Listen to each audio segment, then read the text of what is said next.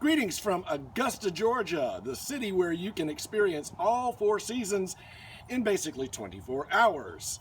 I hope that you enjoyed my gardening videos. If you watch them, you can see, look how big the garden is getting right now. If you haven't seen them, go back and watch my gardening videos. I know how to grow shit. Anyway, today we're going to talk about a very, very important subject. I may be a little long-winded. I'm going to try not to, but this is a very complex subject. We need to talk about China, folks. And not the fact that they've given us a virus that has basically shut our entire economy down. That's part of it. But we need to talk about what China has been doing for roughly the past 40 years or so. China learned a very important lesson. Back in 1941, after the Japanese bombed Pearl Harbor, Admiral Yamamoto is credited with saying, "We have awoke the sleeping giant." And boy howdy did they ever. When Americans have their liberties threatened, we can be a giant. The rest of the time, apparently, we do sleep. Chinese learned from that. So their big question was, how do you conquer territory without ever sending a soldier into battle? Normally, communist countries, they go on these little 5-year plans. Mao Zedong did it, Stalin did it, that first nutball over in North Korea, Kim, he did it as well. The 5-year plans, generally speaking, never work. They don't work. They didn't work for Stalin, and they certainly didn't work for Mao. Google the Cultural Revolution. That was a 5-year plan that took more than 5 years to fix.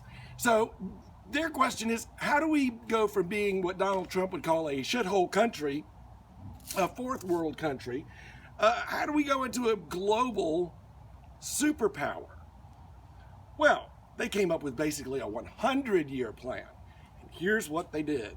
They started off with rapidly industrializing their country, rapidly urbanizing it. They were moving people in from the rural areas, so they had a huge pool of workers.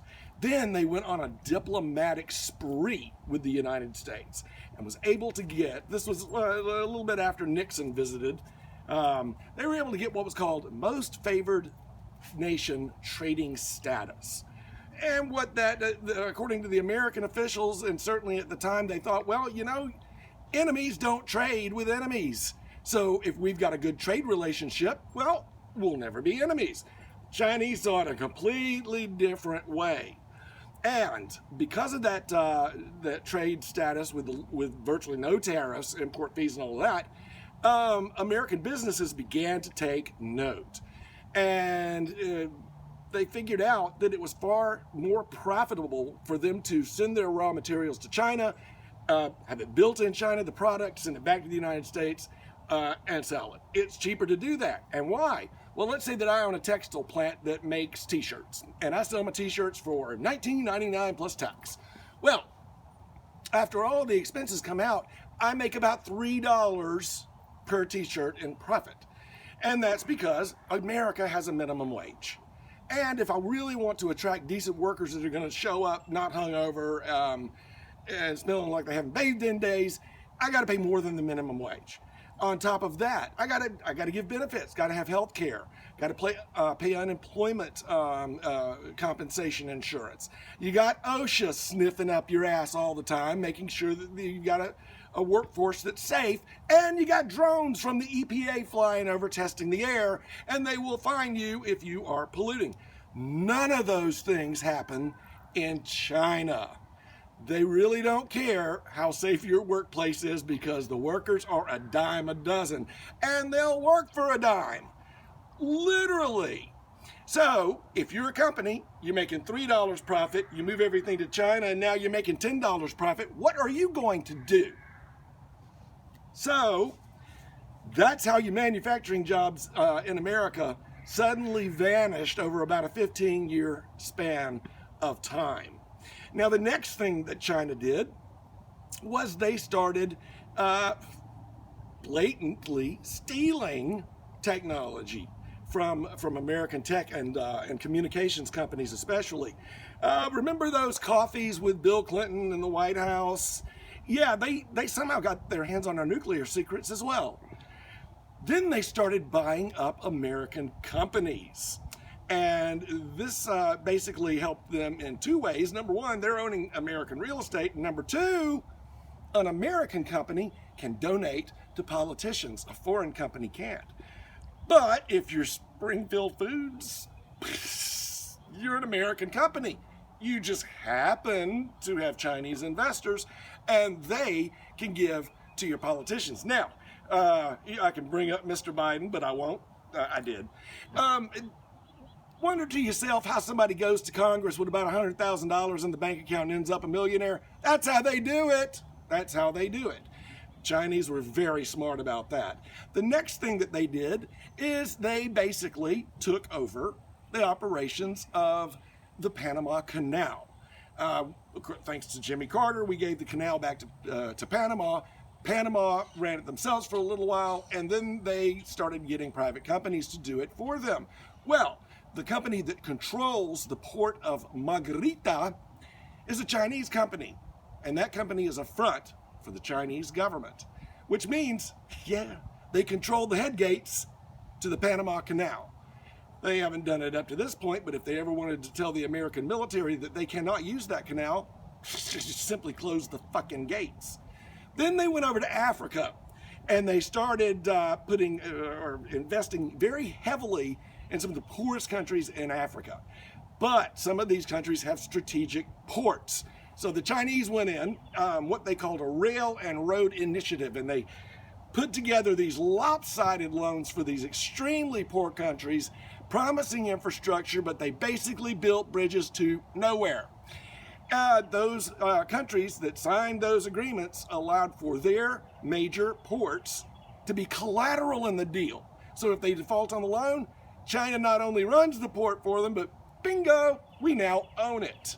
And that's what's been happening over there. Now, the Chinese does not have a navy that is going to even ding the American Navy. So, in fact, I think they've got one aircraft carrier, and the damn thing doesn't work half the time. Anyway, so instead of trying to beat a naval force, why not just own the fucking sea?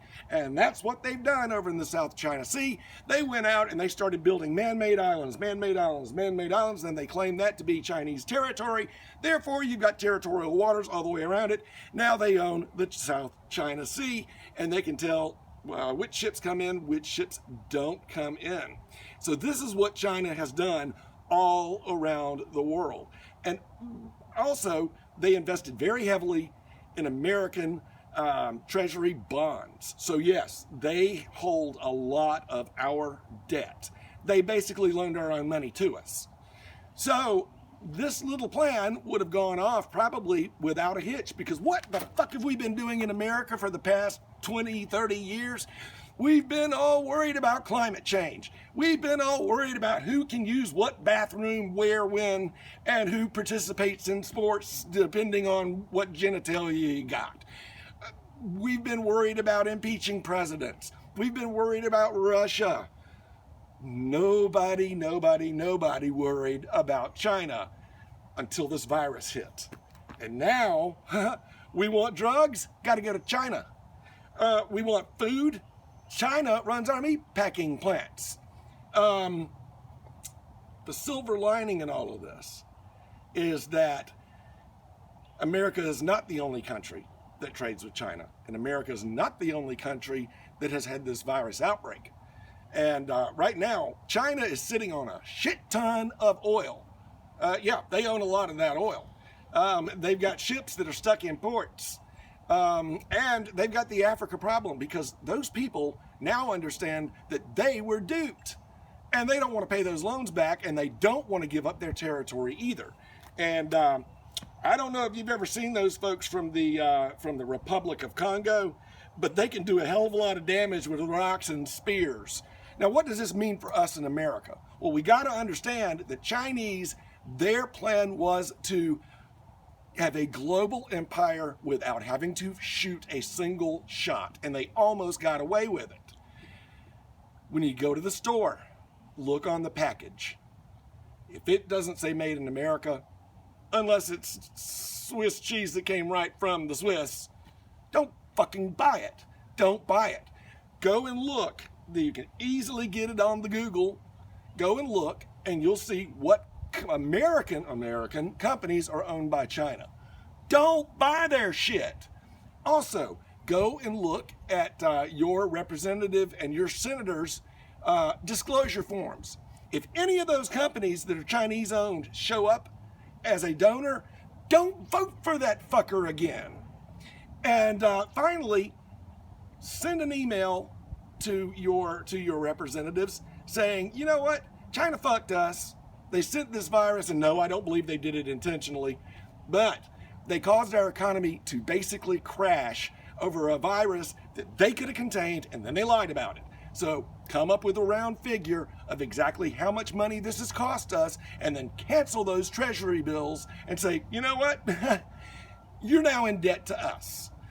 Anyway, you got to understand, the Chinese had a plan all along, and they were about 80% to the way of being able to implement it. China is not our friend. They are our enemy. They look at us as an enemy that they are in active warfare against. They just don't want to have to pull a gun on us. It's time to pull our guns on them. Y'all be safe.